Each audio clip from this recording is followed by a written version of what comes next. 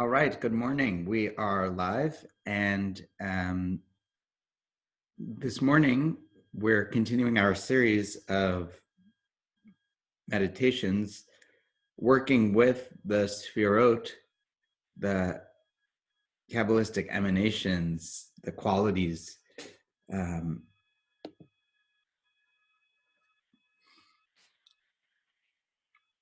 Welcome, Roberta. It's connecting. You'll be there in a second, but welcome. Yeah, we're continuing our work with the emanations. And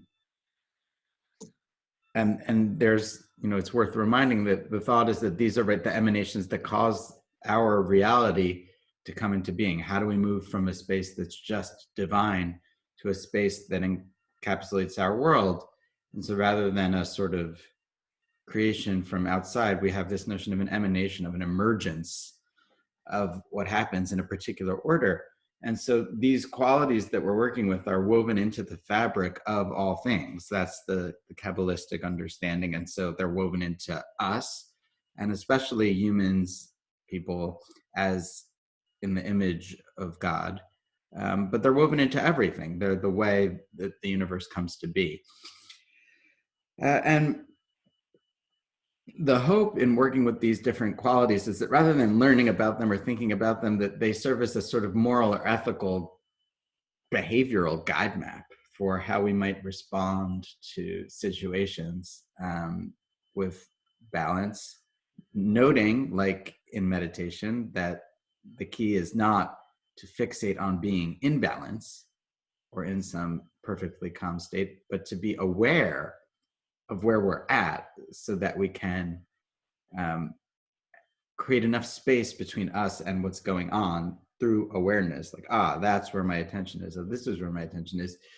To exercise some self-control a little bit, gevura, to be able to reflect on our state of balance and cause more balance, tiferet, to project our kindness, the very first chesed, into the world. And so these are ways of working, sort of a behavioral way of becoming aware of ourselves, not just in this practice. We're not doing this practice for this practice. It's hopefully, and maybe you're seeing it a little bit, creating the space in your life.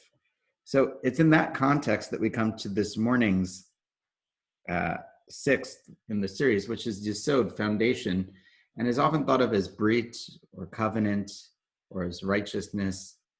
And I wanted to speak about that a little bit.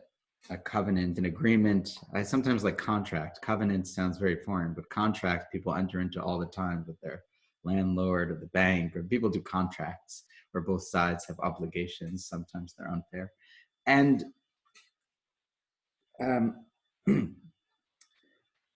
the first quality is just, the covenant you've made. Like, there are many people here in the Zoom or on Facebook, even more, who are following this and have committed to kind of doing it. You either wake up early, or even if you're up, but you stop what you're doing and you come. And some people actually start 10 minutes late because that's what's in their schedule.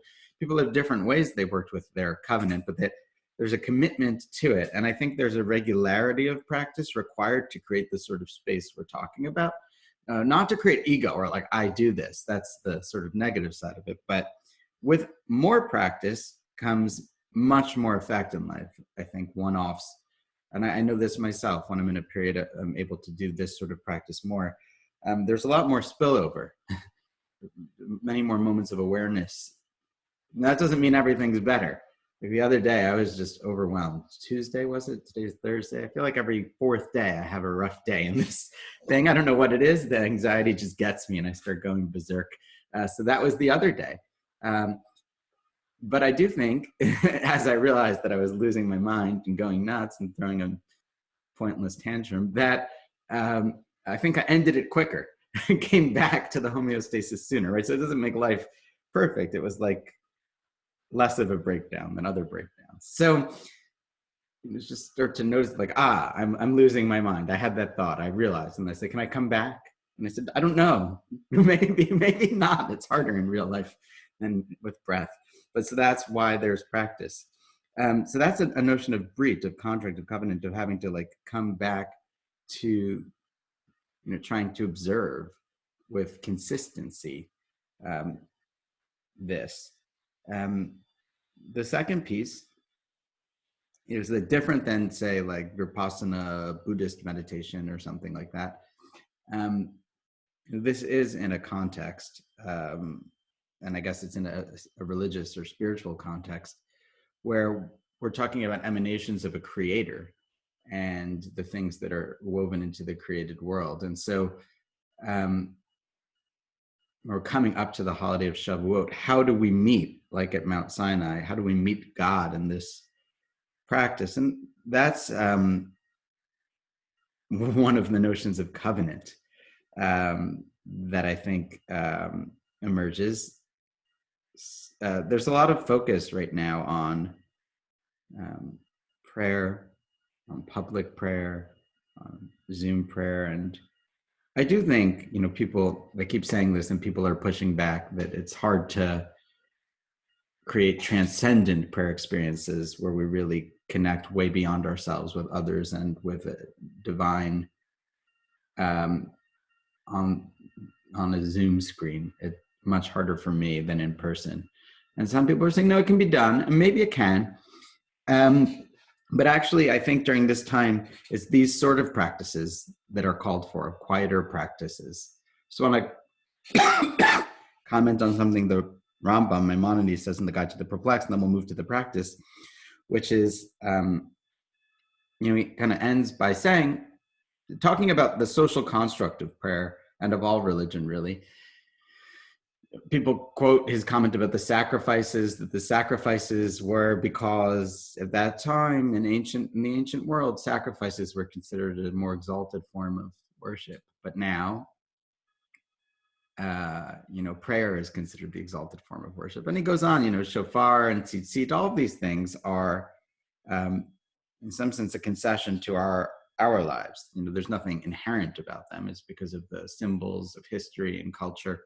And he says, L'cha jumia tehila, really in the end, quoting Psalms, to you silence is praise. So the question here is, in the practice of silence, of quiet, and of turning in, can we transcend or connect to something beyond ourselves? One of the things that happens in meditation when we quiet the mind, when we, as the Pius Sechner Rabbi likes to say, intentionally go to sleep, we create sleepiness, is that we come to a place where we connect with other people, connect with other things, connect with God. Some people experience tremendous bliss at points in meditation because we've kind of intentionally restricted our sense of self in harmony with all other things. There's a sense in which, in being present to this moment, I'll end with this and move into the actual instruction, we are awake to the reality that we're part of a greater whole.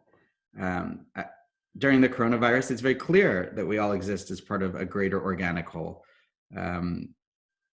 both in the sense that what we do deeply affects other people, and what others do, even if we don't like them, even if we don't know them, deeply affects what we do, and that we do tremendous things right now for people most of whom don't know, and they're doing it for us.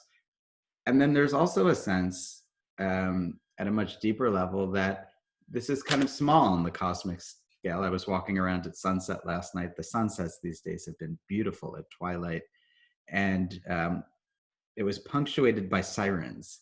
And there was one siren, and there was two sirens, three sirens, all at the same time. And it was like, whoa. And there was a kind of dystopian, but then they were gone. There were just birds chirping in the sunset. And there's this sense that we're part of something much bigger. And there's comfort in that. And there's healing in that, even as it's all disrupted down here. So with that, we'll sit.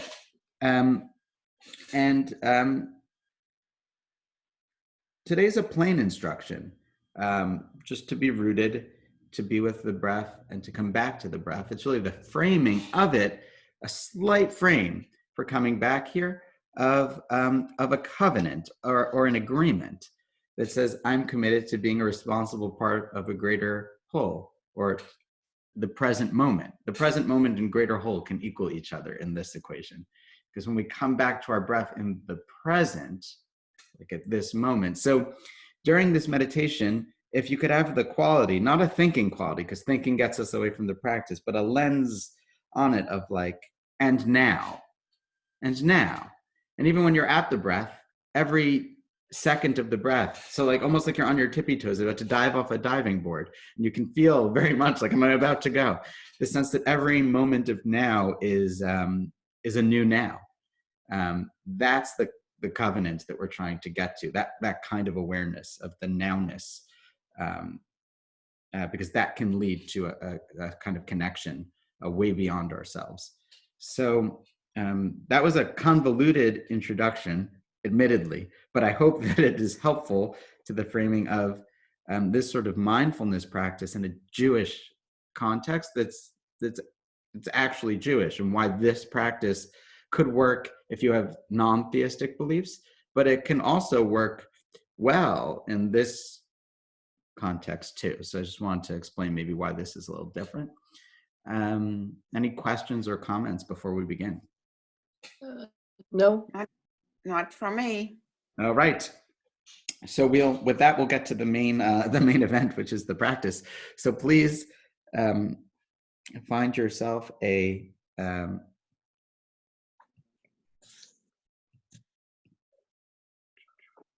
seat, or it could be anything really. Maybe you're lying down.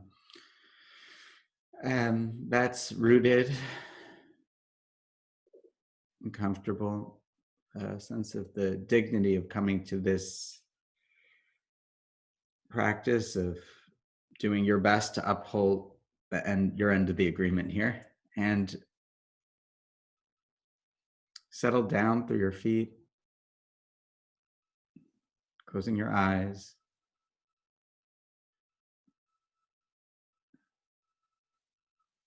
Feeling any fluctuations in the pressure of your weight pushing down.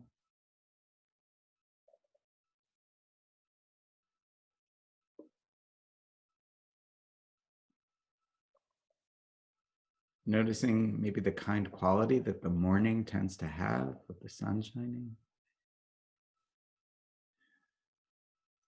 Noting any balance even on your chair. Are you stable, wobbly? Not the names, but the feeling of moving, even in being still. People like to say there's nothing harder than standing still or sitting still. And finding your breath. It's there, it's been happening the whole time. Noticing how it responds to your attention being placed there.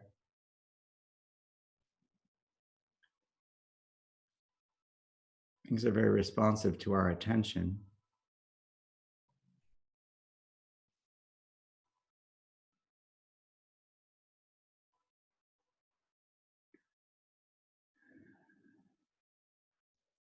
And continuing to rest your attention with the breath, in a way that's rooted and restful, balanced and whole.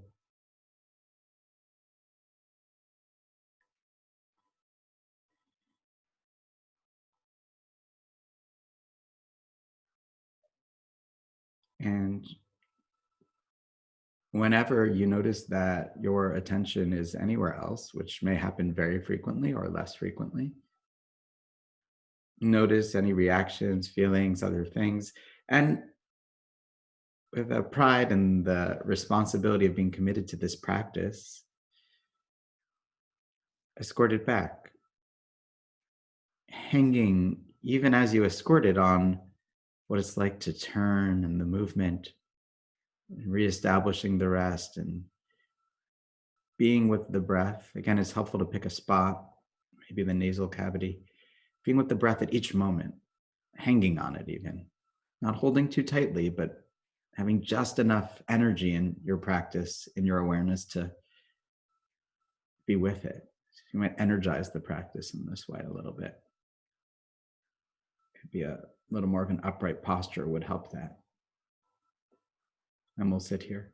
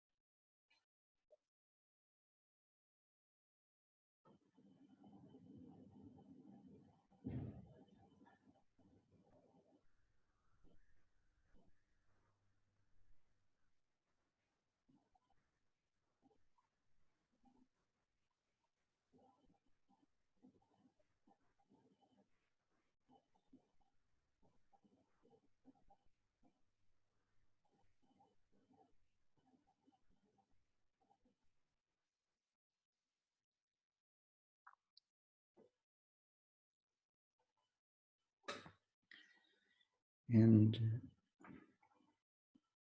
whenever you're ready, wiggle your toes, move your hands, open your eyes, gradually come back.